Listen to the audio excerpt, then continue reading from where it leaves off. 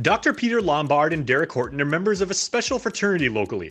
Fixtures on our cycling circuit, they're close friends, are both married to elite champion cyclists themselves, and their families are tight. But they also share a kinship as Olympians, an honor that stands forever, shared only by 83 other Guamanians since our first games in 1988. Chris Duenas and I we were roomies. And we're like, our kids are like best friends. We were hanging out all the time, and it's like, I see Maria every once in a while. It's always hugs, see Pilar, it's always hugs. You do have a special camaraderie with that, I guess, graduating class. Yeah, and I think Pilar was also with him. Yeah, Pilar was with me, and Ben, and then I think it was Regine's first time. Yeah, it's super cool. We still maintain friendship on social media, if nothing else, to see what's going on with their lives. So we stay close to them for sure. Both competed in cross-country cycling. Pete took his bike to Rio in 2016, and Derek saddled up 4 years prior in London. They say even the most hardened, ultra-focused athletes in any sport can't avoid getting emotional when the moment hits. Just going there. I mean, you get on the plane, you get on the plane here, and your heart's just beating because the realization of where you're going and what you're going to be doing, and you're representing your island and your sport, and I think you're just going to be smiling through the whole friggin' thing. Yeah. And their athletic heritage is evident in the next great ones, including our back-to-back national champ having the hunger to make it to Team Guam.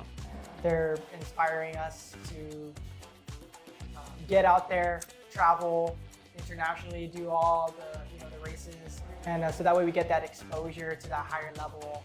So that way we can take that back to training, know what we need to work on in order to try and get that qualification.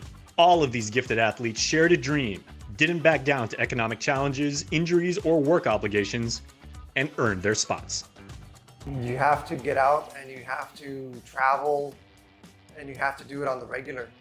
Racing locally is one thing, and being the top dog at home, that's one thing, but exposing yourself to different countries and different levels of athletes and their top dogs, and you just keep climbing that ladder and being exposed to higher and higher and higher level athletes.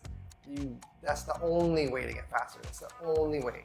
I mean, yeah, it's been a common theme, I think, for most sports, most elite level athletes in Guam, is the need to get off island, to be surrounded by people that are way better than you, versus being the biggest fish in the pond. And then, in particular for our sport, even just the train and the type of obstacles that we have to ride over. And when it comes to documenting the games on social media, this is something that in their respective summer games wasn't exactly encouraged, but things have changed for the better. Yeah, we couldn't post anything, we couldn't share anything.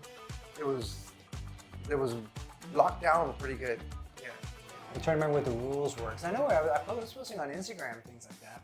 Yeah, and we still took a lot of video. Everybody had cameras. They all want competitive athletes to share in their glory, provided they put in the work to get there and represent Guam the right way.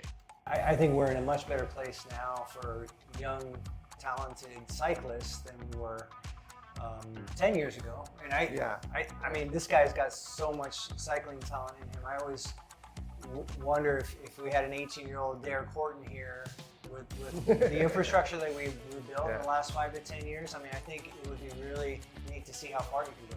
So for all the contenders vying for qualification in Paris this July, youngsters with aspirations of playing the world's best, or anyone wanting to stand on the podium, our Olympians encourage you and welcome you when it's your turn to their fraternity.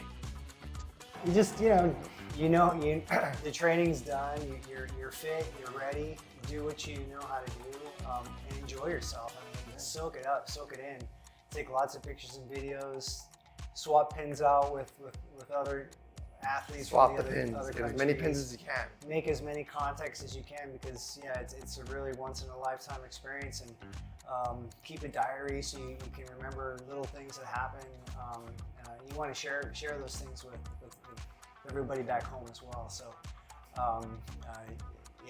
just absolutely just enjoy it. You're there, you earned it. We all know that, and you're part of the Guam legacy, and the hope that someday we're able to bring athletes to the bring medal home one day. Going for Gold is presented to you by Prime Hydration and C2O Coconut Water, distributed by PDC Wholesale.